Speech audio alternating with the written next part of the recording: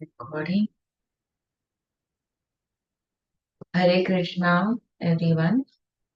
We are reading Bhagwat Geeta as it is by His Divine Grace, A.C. Bhaktivedanta Swami Prabhupada, founder Acharya of the International Society for Krishna Consciousness. We are on chapter 9.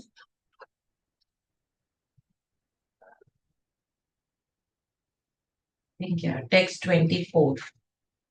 Yes, text 24. I am the only enjoyer and master of all sacrifices. Therefore, those who do not recognize my true transcendental nature fall down. Let's read the purport. Here it is clearly stated that there are many types of yagna performances recommended in the Vedic literatures, but actually all of them are meant for satisfying the Supreme Lord.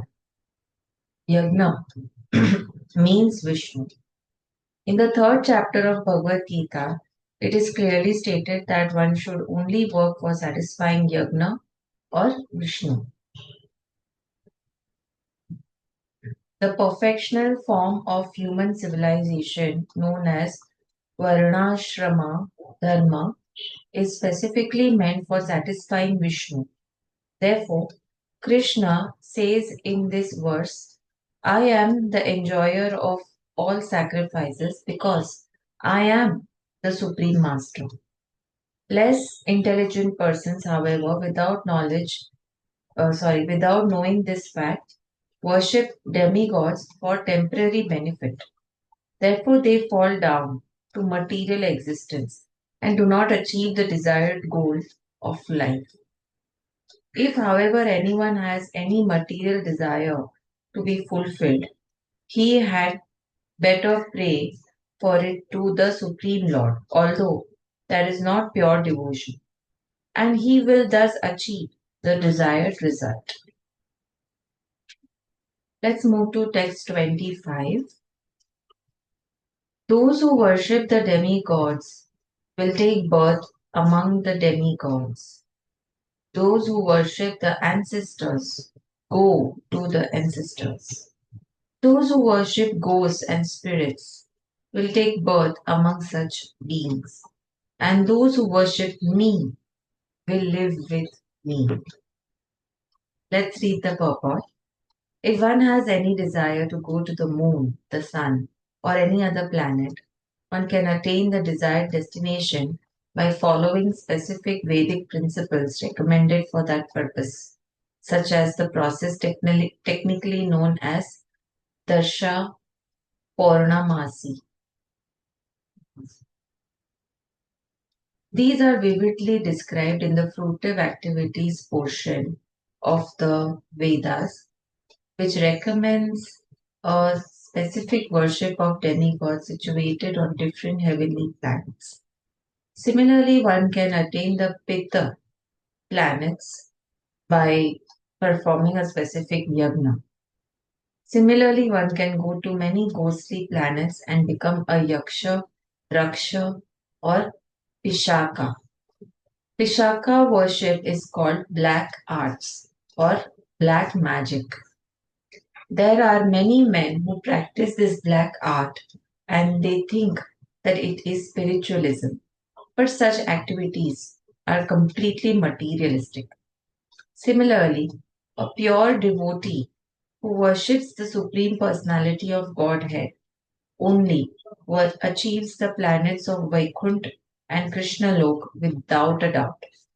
It is very easy to understand through this important verse that if by simply worshipping the demigods one can achieve the heavenly planets, or by worshipping the Pittas achieve the Pitta planet, or by practicing the black arts achieve the ghostly planets, why can the pure devotee not achieve the planet of Krishna or Vishnu?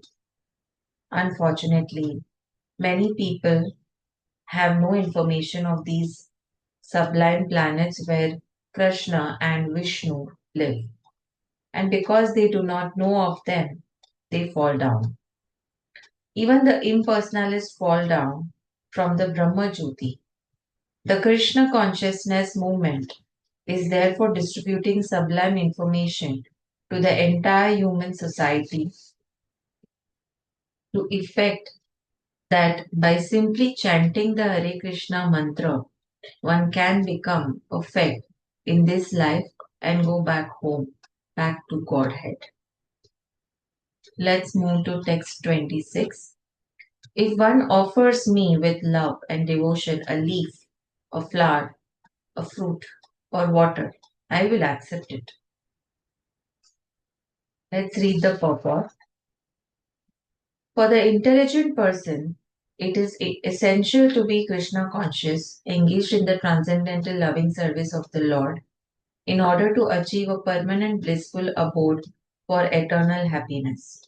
The process of achieving such a marvelous result is very easy and can be attempted even by the poorest of the poor without any kind of qualification. The only qualification required in this connection is to be a pure devotee of the Lord. It does not matter what one is or where one is situated. The process is so easy that even a leaf or a little water or fruit can be offered to the Supreme Lord in genuine love, and the Lord will be pleased to accept it. No one, therefore, can be barred from Krishna consciousness because it is so easy and universal. Who is such a fool that he does not want to be Krishna conscious by this simple method and thus attain the highest perfectional life of eternity, bliss, and knowledge? Krishna wants only loving service and nothing more. Krishna accepts even a little flower from his pure devotee. He does not want any kind of offering from a non devotee. He is not in need of anything from anyone because he is self sufficient and yet he accepts the offering of his devotee in an exchange of love and affection. To develop Krishna consciousness is the highest perfection of life. Bhakti is mentioned twice in this verse in order to declare more emphatic, emphatically that bhakti or devotional service is the only means to approach Krishna. No other condition, such as becoming a Brahman or learned scholar, a very rich man, or a great philosopher, can induce Krishna to accept some offering. Without the basic principle of bhakti, nothing can induce the Lord to agree to accept anything from anyone. Bhakti is never casual. The process is eternal. It is direct action in service to the absolute whole. Here, Lord Krishna, having established that he is the only enjoyer, the primeval Lord, and the real object of all the sacrificial offerings, reveals what types of sacrifices he desires to be offered. If one wishes to engage in devotional service to the Supreme in order to be purified and to reach the goal of life, the transcendental loving service of God, then one should find out what the Lord desires of him. One who loves Krishna will give him whatever he wants and he avoids offering anything which is undesirable or unasked. Thus, meat, fish, and eggs should not be offered to Krishna. If he desired such things as offering, he would have said so. Instead, he clearly requests that a leaf, fruit, flowers, and water be given to him, and he says of this offering, I will accept it. Therefore, we should understand that he will not accept meat, fish, and eggs. Vegetables, grains, fruits, milk, and water are the proper foods for human beings and are prescribed by Lord Krishna himself. Whatever else we eat cannot be offered to him, since he will not accept it. Thus, We cannot be acting on the level of loving devotion if we offer such foods. In the third chapter, verse 13, Sri Krishna explains that the only remains of sacrifice are purified and fit for consumption by those who are seeking advancement in life and release from the clutches of the material entanglement. Those who do not make an offering of their food, he says in the same verse, are eating only sin. In other words, their every mouthful is simply deepening their involvement in the complexities of material nature. But preparing nice, simple vegetable dishes, offering them before the picture or deity of Lord Krishna, and bowing down and praying for him to accept such a humble offering, enable one to advance steadily in life, to purify the body, and to create fine brain tissues which will lead to clear thinking. Above all, the offering should be made with an attitude of love. Krishna has no need of food, since he already possesses everything that be. Yet, he will accept the offering of one who desires to please him in that way. The important element in preparation, in serving, and in offering is to act with love for Krishna. The impersonalist philosophers who wish to maintain that the absolute truth is without senses cannot comprehend this verse of Bhagwat Geeta. Yes. To them, it is either a metaphor or proof of the mundane character of Krishna, the speaker of the Bhagavad Gita. But in actuality, Krishna, the Supreme Godhead, has senses, and it is stated that his senses are interchangeable. In other words, one sense can perform the function of any other. This is what it means to say Krishna is absolute. Lacking senses, he could hardly be considered full in all opulences. In the seventh chapter, Krishna has explained that he impregnates the living entities into material nature. This is done by his looking upon material nature. And so, in this instance, Krishna's hearing the devotees' words of love in offering foodstuffs is wholly identical with his eating and actually tasting. This point should be emphasized because of his absolute position. His hearing is wholly identical with his eating and tasting. Only the devotee who accepts Krishna as he describes himself without interpretation can understand that the supreme absolute truth can eat food and enjoy it. Let's move to text 27. Whatever you do, whatever you eat, whatever you offer or give away, and whatever austerities you perform, do that, O son of Kunti, as an offering to me. Let's read the purport. Thus, it is the duty of everyone to mold his life in such a way that he will not forget Krishna in any circumstance. Everyone has to work for maintenance of his body and soul together, and Krishna recommends herein that one should work for him. Everyone has to eat something to live, therefore he should accept the remnants of foodstuffs offered to Krishna. Any civilized man has to perform some religious ritualistic ceremonies. Therefore, Krishna recommends do it for me. And this is called archana. Everyone has a tendency to give something in charity, Krishna says. Give it to me. And this means that all surplus money accumulated should be utilized in furthering the Krishna consciousness movement. Nowadays, people are very much inclined to the meditational process, which is not practical in this age.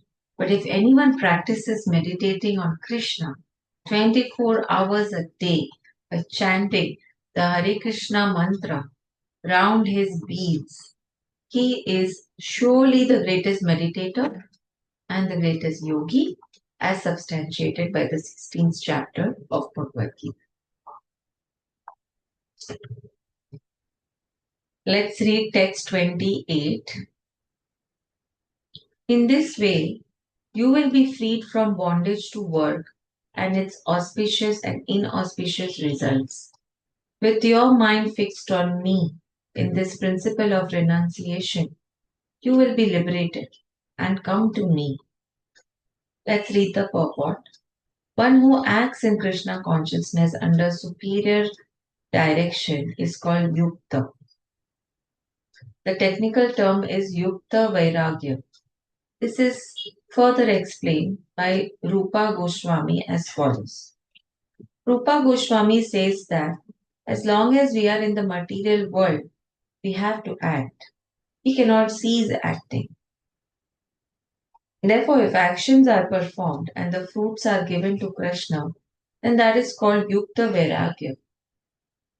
Actually, situated in renunciation, such activities clear the mirror of the mind, and as the actor gradually makes progress in spiritual realization, he becomes completely surrendered to the Supreme Personality of Godhead.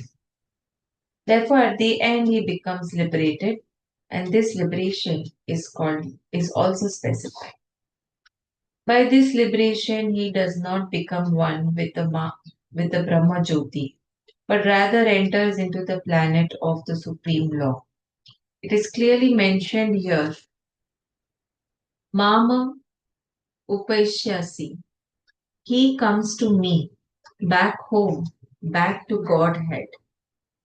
There are 5 different stages of liberation, and here it is specified that the devotee who has always lived his lifetime here under the direction of the Supreme Lord, as stated, has evolved to the point where he can, after quitting this body, go back to Godhead and engage directly in the association of the Supreme Lord.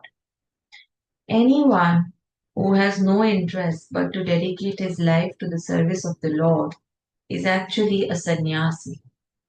Such a person always thinks of himself as an eternal servant dependent on the supreme will of the Lord. As such, actually, we all are sannyasis because we truly depend on God's will, correct? As such, whatever he does it for the benefit of the Lord. Whatever action he performs it as service to the Lord. So you remember we use I think in the 3rd or the 4th chapter, it was said that whatever you do or whatever comes on your plate, take it as if God wants you to do it and do it for Him. You know, so this is getting repeated here. As such, whatever he does it for the benefit of the Lord. Whatever action he performs it as service to the Lord. He does not give serious attention to the fruitive activities or prescribed duties mentioned in the Vedas. For ordinary persons, it is obligatory to execute the prescribed duties mentioned in the Vedas. But although a pure devotee who is completely engaged in service of the Lord may sometimes appear to go against the prescribed Vedic duties, actually, it is not so. It is said, therefore, by Vaishnava authorities that even the most intelligent person cannot understand the plans and activities of a pure devotee. The exact words are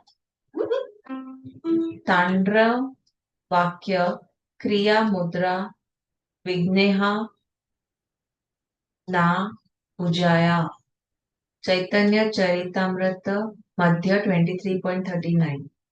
A person who is thus always engaged in the service of the Lord or is always thinking and planning how to serve the Lord is to be considered completely liberated at present and in the future.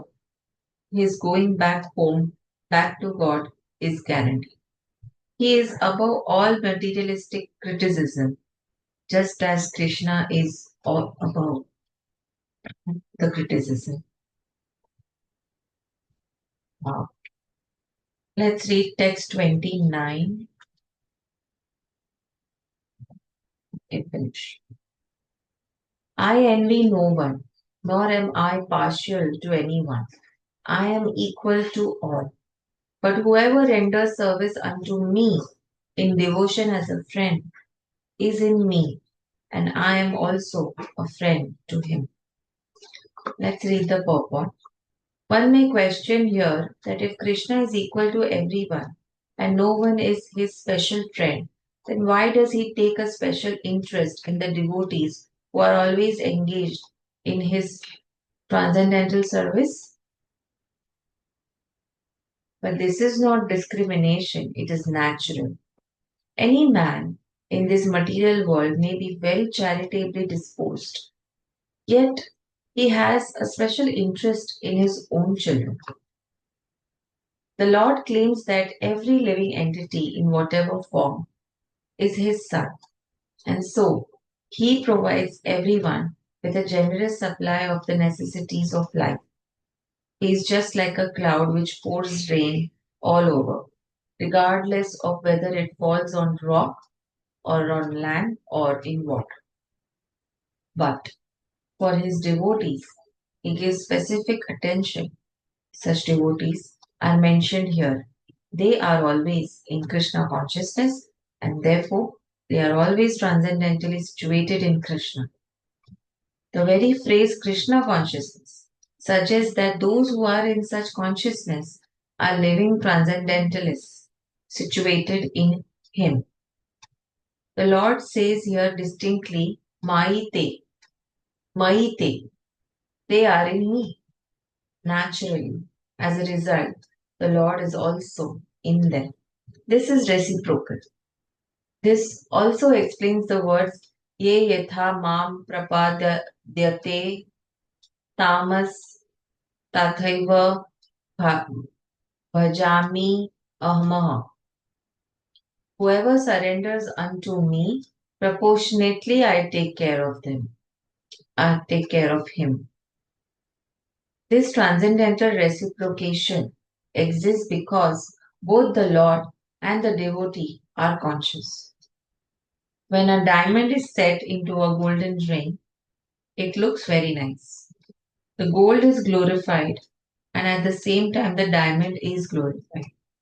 The Lord and the living entity eternally glitter, and when a living entity becomes inclined to the service of the Lord, he looks like gold.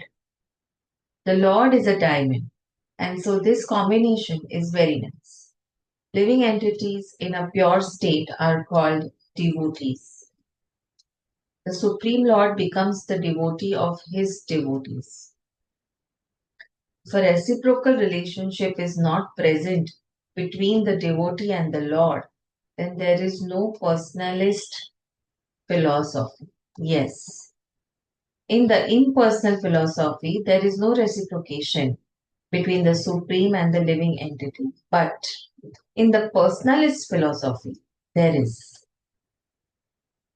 The example is often given that the Lord is like a desire tree, and whatever one wants from this desire tree, the Lord supplies.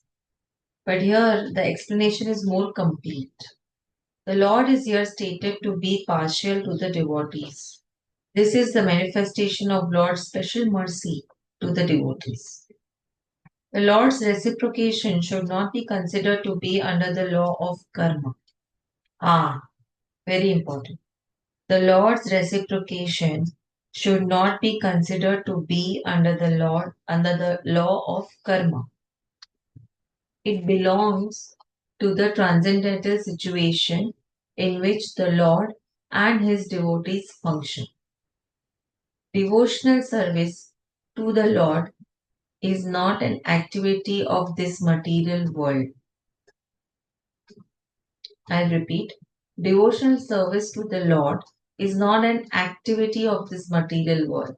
It is part of the spiritual world where eternity, bliss, and knowledge predominate. Great.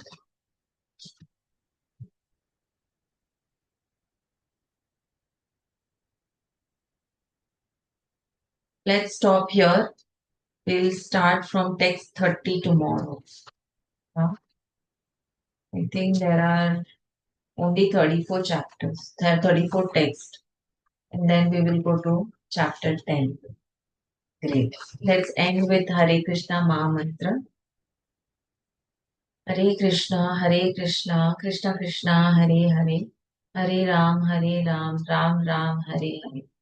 Hare Krishna, Krishna Krishna, Hare Hare, Hare Ram, Ram Ram, Hare Hare. Hare Krishna, Krishna Krishna, Hare Hare, Hare Ram, Ram Ram, Hare Hare. Hare Krishna, Krishna Krishna, Hare Hare, Hare Ram, Ram Ram, Hare Hare. Let's do some Radha Jap. Radha, Shri Radha, Radha, Shri Radha, Radha, Shri Radha, Radha, Shri Radha, Radha, Shri Radha, Radha, Shri Radha.